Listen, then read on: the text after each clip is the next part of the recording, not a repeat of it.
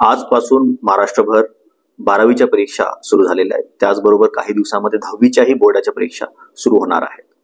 पूर्ण महाराष्ट्रभर कॉपीमुक्त अभियान हे राबवण्यात येत आहे। लातूर जिल्ह्यामध्येही हे अभियान सुरळीत पार पडावं यासाठी मोठ्या प्रमाणात परीक्षा केंद्रांवर बंदोबस्त देण्यात आलेला आहे।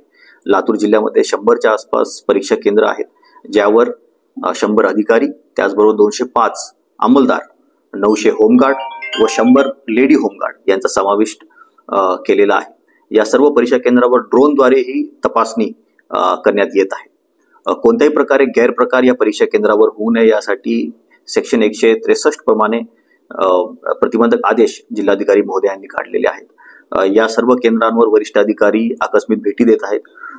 कोणीही यावर गैरप्रकार करू नये, कॉपीमुक्त अभियानामध्ये सहभाग नोंदवावा।